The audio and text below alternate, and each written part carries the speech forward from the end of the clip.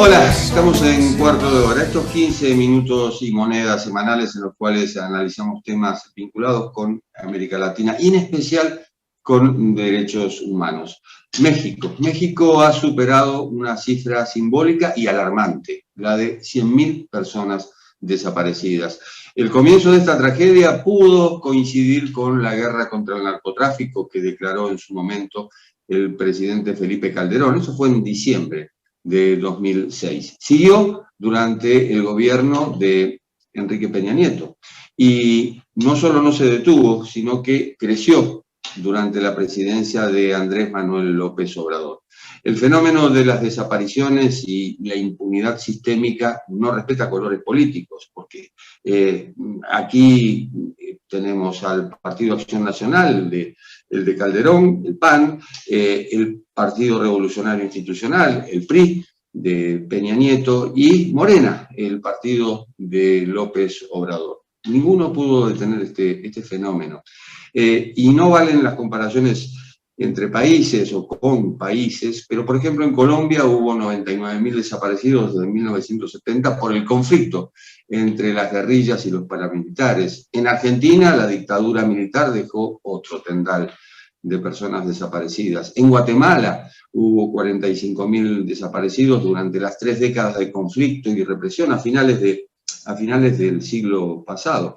¿Qué ocurre en México, con una democracia consolidada, sin una guerra civil, al menos declarada, más allá de la violencia pública y notoria por la presencia de carteles de la droga y de la delincuencia común? El Comité contra la Desaparición Forzada, creado por la Asamblea General de las Naciones Unidas en 2006, advierte que la delincuencia organizada se ha convertido en perpetrador central de las desapariciones con diversas formas de connivencia y grados de participación y aquiescencia u omisión de los servidores públicos. Eso es lo que dice textualmente. Bueno, estamos en contacto justamente con el doctor Horacio Ravena, que es miembro experto del Comité contra la Desaparición Forzada y relator de México. Ha participado de misiones allí en México justamente, ha palpado el terreno.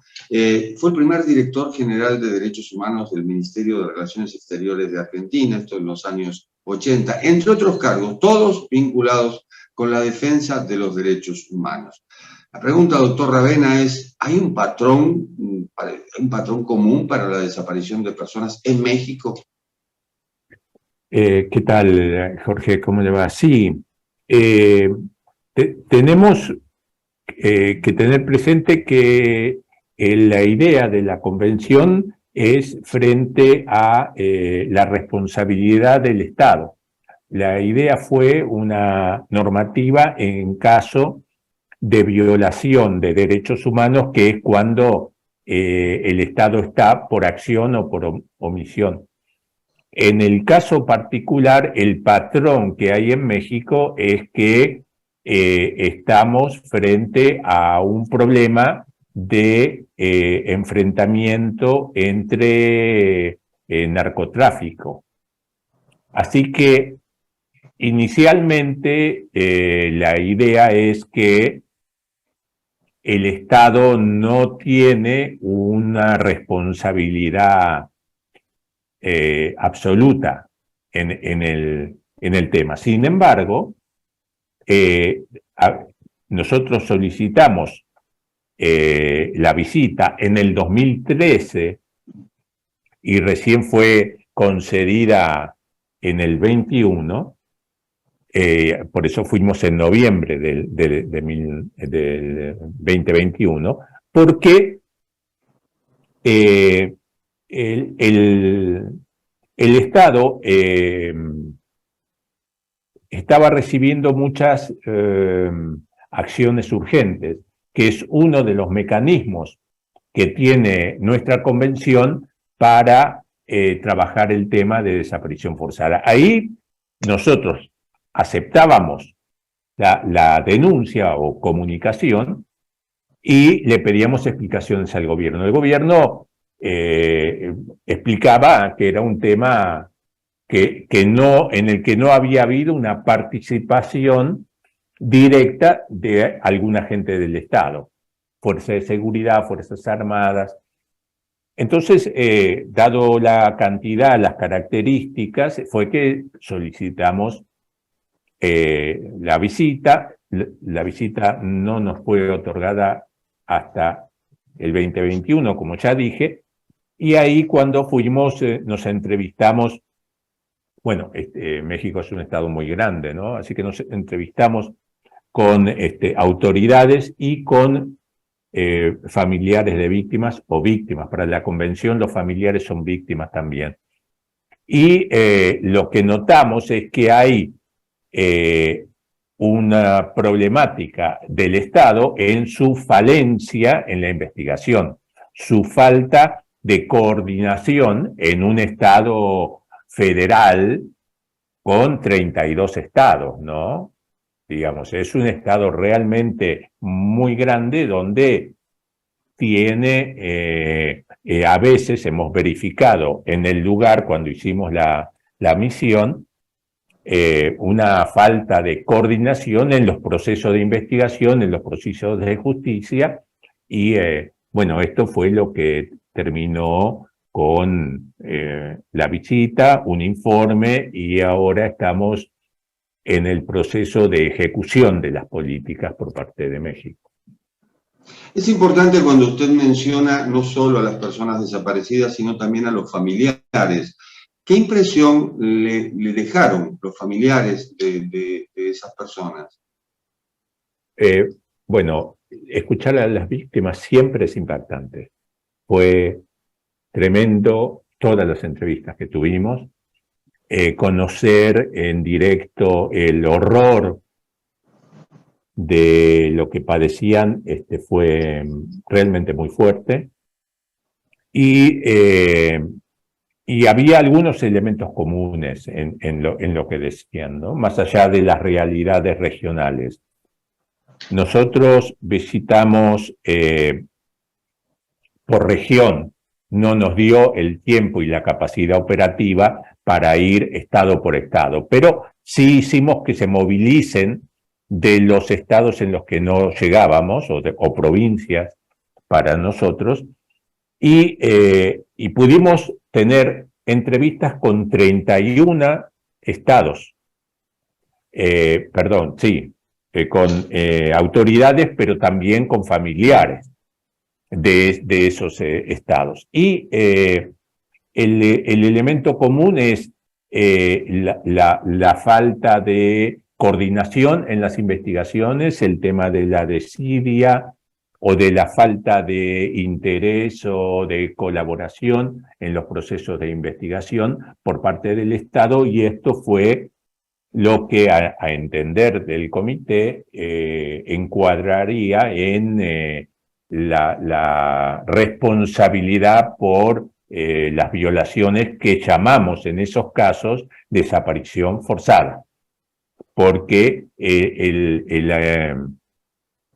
documento, el informe nuestro, tiene algunas referencias a desapariciones, que son desapariciones genéricas en donde no le estamos haciendo un cargo al Estado, y desapariciones forzadas, donde están dirigidas a analizar la responsabilidad del Estado en el caso concreto. No por la comisión por agentes, pero sí por actitudes de complicidad o de aquiescencia por parte del Estado que no da una respuesta satisfactoria al fenómeno, al problema, ¿no? Sin embargo, refiere el informe a impunidad sistémica e impotencia de parte de los familiares.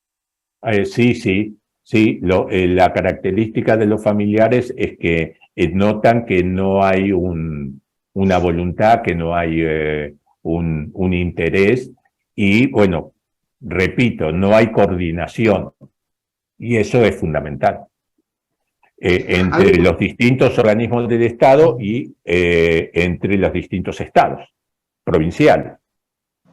Perdón. Algo preocupante es el incremento de desapariciones de mujeres, niñas, niños, adolescentes. e inclusive ciertos casos de discriminación. En el caso de México, ya sea por el idioma, por la comunidad indígena, la comunidad LGTBI, en fin, esto también, digamos que engrosa la lista de preocupaciones que evidentemente tiene la sociedad. Esto es el perfil de las desapariciones y es un horror, como le decía al principio cuando escuchamos. La característica general es que en los hombres encontramos que es más o menos entre los 16, 18 y 40 años, pero en las mujeres empiezan a los 12, a los 12 años, y en muchos casos tiene que ver con la explotación sexual. Hemos recibido algunas denuncias individuales sobre tráfico de órganos, y tenemos un problema importante con los migrantes, ¿no? Con los migrantes que atraviesan el territorio de México, que vienen fundamentalmente de Centroamérica y que van hacia el norte. Hay un problema con características propias, ¿no? Como es el problema de la migración y la situación de indefensión que tienen los migrantes. Le iba a preguntar justamente por eso, porque hoy es un fenómeno muy particular en México, de personas de América Central, de Venezuela, que se están agolpando en la frontera con Estados Unidos. En caso de haber desapariciones de esas personas, ¿están registradas? Ellos tienen una política de detección del migrante y de devolución, lo colocan en la frontera cuando lo detectan. Digamos, cumplen el proceso de identificación y de atención al tema de salud, que es uno de los requisitos. Lo que luego termina y que es crítico en nuestro informe es con el tema de dejarlos en la frontera, no devolverlos a un país, sino dejarlos en la frontera sur, no en la norte, ¿no? En la sur, para que vuelvan por sus propios medios. Están indocumentados, sin nada de dinero, y si tenían algo lo perdieron en el intento de ir, ¿no? Y la política que se hace es la detención en lugares que hemos visitado, que son una suerte de ámbito de contención, pero la verdad que no pueden salir y no pueden trasladarse, que era lo que preguntábamos nosotros. Por lo tanto, tiene bastante de una cárcel. Obviamente no es una cárcel de alta seguridad y todo esto, pero el indocumentado, el migrante, está en una situación de privación de libertad y termina siendo expulsado, pero no a su país, sino dejado en la frontera sur para que se valga por sus propios medios. Eso profundiza la situación de indefensión y la gravedad, ¿no? Doctor Ravena, ¿hay algún caso en particular, porque estamos hablando en forma global, pero hay algún caso en particular que a usted le haya tocado el corazón, como quien dice? Sí, muchos. Lo de los 33 estudiantes, algunos casos particulares que hemos tratado de, en el informe, a veces citar frases o cosas que nos decían los familiares, como una manera de ponerles voz, ¿no? En lugar de hacer una reflexión nosotros dentro del relato del problema, lo citábamos, ¿no? Y a mí me impactó mucho un un padre que le había desaparecido la hija y estaba buscando la hija con mucha fuerza, enfrentando.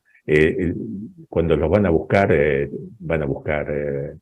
en cementerios clandestinos y toman contacto con el narcotráfico, con las distintas mafias. Y entonces su hijo le dice: mirá, papá, no quiero que vayas solo, es mi hermana, voy a ir con vos. Y le desaparecieron el hijo también. Entonces nos decía en la reunión, dice: yo ya estoy para morir, solo busco a los de los demás, pero sé que estoy por morir. Y fue muy fuerte, ¿no? Muy fuerte. Así como en estos días, creo que en diciembre, mataron a una buscadora con la que nos habíamos entrevistado, ¿no? Y bueno, era una madre que recoge restos de cuerpos para que hagan el ADN, si pueden, de un hueso, para ver si en esos restos totalmente mezclados hay una parte de su hijo, ¿no? Sí, es muy fuerte, es inimaginable. Pensar que a las niñas las secuestran esperando que tengan la menarca para violarlas y que queden embarazadas para tener bebés que entran en el mercado, es muy fuerte.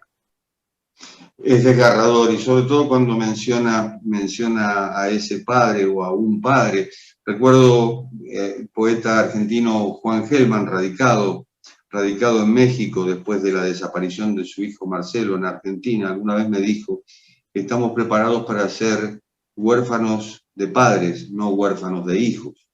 Y no ha de haber dolor más grande que justamente no conocer el paradero de un hijo o de cualquier familiar en este caso. Sí, no se puede elaborar el duelo porque el desaparecido fue desaparecido con vida y no hay ninguna verificación de que está muerto, y la resistencia a declararlo muerto el familiar, cesar en la búsqueda cuando eso no hay prueba de eso, y es una responsabilidad, ¿no? Que tiene el Estado, que tenemos nosotros como miembros de Naciones Unidas para colaborar, reclamar, buscar y tratar de que se apliquen todas las normativas internacionales para garantizar la integridad física y el respeto de los derechos humanos.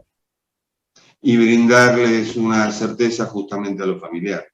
Así es, sí. Por eso no solamente nos preocupamos por la suerte en el proceso de búsqueda, sino también en el tema de la reparación y en el tema de la verdad.